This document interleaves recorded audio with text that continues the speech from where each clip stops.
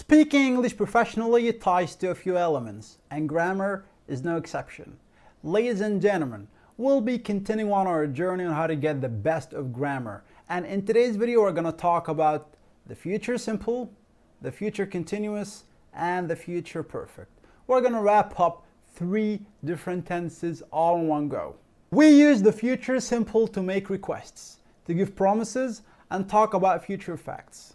For making requests, let me put some examples. Will you come with me tomorrow?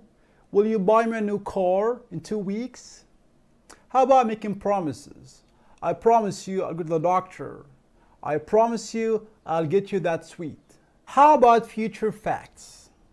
In 9 months, I'll turn 30. 1 year from now, we'll be in 2025. This is the use of the future simple. Sometimes we use going to instead of will. Using going to instead of will kick up the intensity that something is likely to happen in the future. For example, over tomorrow I will go to the doctor. Well, actually I'm not quite certain. I might go and I might not. However, on the other hand, if we use I'm going to go to the doctor over tomorrow, this means I'm likely to go to the doctor. Let's turn to future continuous. When should we use the future continuous? Future continuous is used when something is likely to happen in the future and it's gonna take up some time. Let me put some examples. Over tomorrow, I'll be watching a movie. The movie will last 2 hours. So it's a continual situation that is gonna take up 2 hours.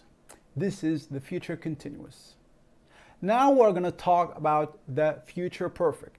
Future perfect, we need to explain that by the time of something or by the time of a future moment, something else will have been finished. You will have finished something in the future at a specific time. Let me give out some examples to set the record straight.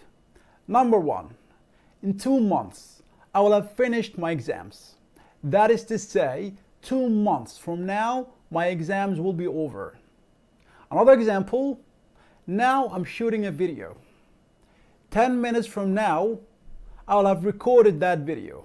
We have already talked about the uses of these tenses. Now we're going to explain how to compose such tenses. With the future simple, we use subject plus will plus infinitive. And that is to say, putting in the verb without any additions.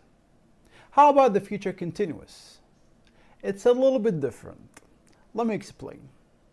With the future continuous, we put in subject plus will plus be plus verb plus ing.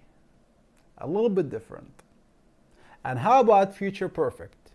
With future perfect, we use subject plus will plus have plus past participle. For example, if we need to say play in infinitive, we could turn it into played in past participle. And now this is the time to focus on our lovely 5 elements. And since future simple is the most used tense, we're going to steer our conversation accordingly. Number 1, affirmation. Number 2, negative. Number 3, yes or no question. Number 4, what question. Number 5, of course, passive. Affirmation is the positive form of the sentence. To make it clearer, we'll put in some examples. Number 1, I'll wash the dishes, or I'll do the dishes. Either way, correct. Now this is affirmation. If we need to turn it into negative, we just put in not. For example, I'll not wash the dishes, and I will not do the dishes. This is negative. Yes or no question, we need to get an answer with yes or no.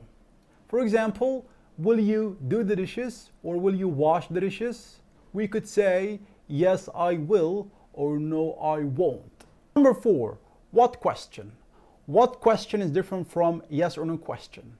Because it's an open-ended question. Unlike yes or no question, we need a short answer. With what question, we need more explanation. Let me put in some examples. What will you do tomorrow? Tomorrow I'll go to the doctor, then I'll go to the cinema, then I'll watch the telly by the end of the day. This is more explanation than yes or no question. Number 5, passive. Passive here is a little bit different from the other tenses because here we talk about the future, not the past and not the present. With the future, we will say, an example, tomorrow I will wash the dishes. Tomorrow I will buy a new car. We need to turn it into passive. Again, passive means we leave out the subject. We don't know who does this thing. In the active form, we say, I will buy a car tomorrow. However, in the passive form, we say, a car will be bought tomorrow. Let me give you a simple hint about passive. When using passive, we put in the verb in the past participle. No matter what tense you use, we need to do so. Last but not least, I'd like to thank you if you watched my video from start to end. If you like this video, don't forget to hit the subscription button and give me a thumbs up. Thank you so much for your time. I look forward to seeing you. Have a good one.